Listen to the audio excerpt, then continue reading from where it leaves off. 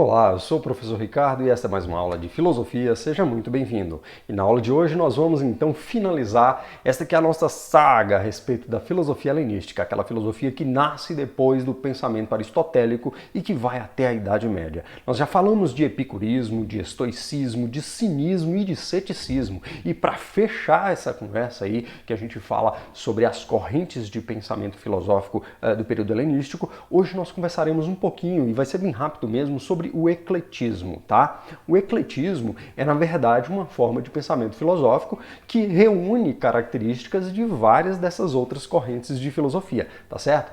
Bem, o ecletismo ele se desenvolve, depois de uma certa decadência dessas outras correntes de pensamento filosófico, especialmente do estoicismo e do ceticismo. Por quê?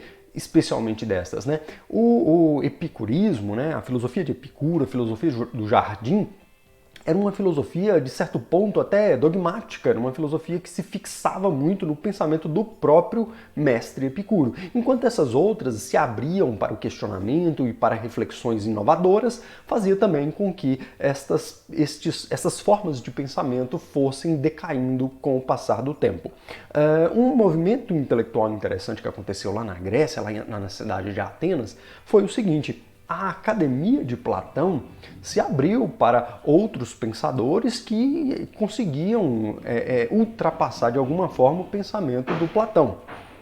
Se você conhecer a história da academia, você vai ver que lá na média Academia de Platão, por volta do ano 266 a.C., ascendeu lá como escolarca da Academia de Platão um filósofo chamado Arcesilau. Arcesilau é um dos principais céticos, Então, olha só, o ceticismo filosófico estava presente dentro da Academia de Platão.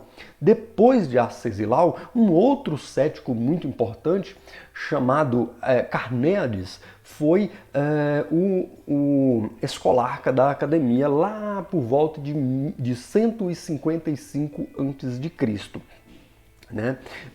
Este movimento ceticista que se emprega dentro da academia acaba derivando um movimento ecletista, que é uma certa desconfiança do ceticismo em relação ao ceticismo. Daí então, um filósofo chamado Filon de Larissa, não é Larissa, é Filon de Larissa. Ele foi talvez assim um dos maiores ou o maior pensador do ecletismo, Apesar de que a gente vai ver aqui que o Cícero, o filósofo romano Cícero, tenha sido o maior difusor dessa perspectiva, O Filon de Larissa talvez tenha sido o principal ou iniciador deste pensamento. Olha aqui, vamos ver um pouquinho, entender um pouquinho quem foi este carinha Filon de Larissa. Foi um filósofo grego eclético, que viveu entre 154 ou 153 e 84 ou 83 a.C. Ofereceu uma visão moderada do ceticismo, permitindo crenças provisórias, sem certezas e acentuando os aspectos positivos do seu probabilismo. Reaproximou a filosofia acadêmica do antigo dogmatismo platônico, fundou a chamada Quarta Academia e abriu caminho para a reafirmação dogmática por parte de seu discípulo e sucessor Antíoco de Ascalão, fundador da Quinta Academia. Então, o que Filon faz? Vocês já devem ter percebido que desde os ceticistas ocorre uma mudança um pouco paradigmática dentro da filosofia, dentro da própria filosofia escolástica. Ainda que os céticos ainda tinham como interesse a busca pela ataraxia, pela imperturbabilidade, portanto, de buscar aquele interesse comportamental que é típico dos helenistas, havia ali já um interesse epistemológico. Tá? O que é epistemologia? É a teoria do conhecimento, são as produções de pensamento filosófico que se dedicam a tentar entender como nós conhecemos a realidade. E os céticos colocavam-se em oposição à nossa capacidade de conhecer a realidade. O que acontece? Com o ecletismo, o ceticismo vai ganhar novas nuances, né? Porque o ecletismo vai buscar um pouquinho aqui, um pouquinho ali, então o eclético é isso, né? O eclético é aquele que busca um pouco, né? Tenta reunir, tenta caracterizar-se por interesses variados, né? Então você vai ver aí que o eclético é aquele que consegue, né, pensar de formas diversas, né? A palavra ecletismo deriva do grego eklegen, né? Reunir, tomando várias partes. E aí o Philon vai fazer o seguinte: a perspectiva ontológica que está muito presente no cético é a seguinte: ontologicamente, o ceticista vai dizer, olha, eu não sei se existe alguma realidade. E tudo o que eu digo conhecer, eu não conheço. Né? O que o eclético vai dizer? O eclético vai trazer um novo conceito para esse pensamento da epistemologia, que é a afirmação ontológica, diferente do ceticista que dizia eu não tenho como dizer, eu não sei se existe alguma realidade. O eclético vai dizer existe uma realidade, mas o que eu conheço é só o provável. Então ele não vai dizer que eu não conheço a realidade, ele vai trazer um conceito que é o conceito de probabilidade. Esse conceito de probabilidade ele vai ser importante porque vai voltar o ser humano como um possível conhecedor da realidade, tá?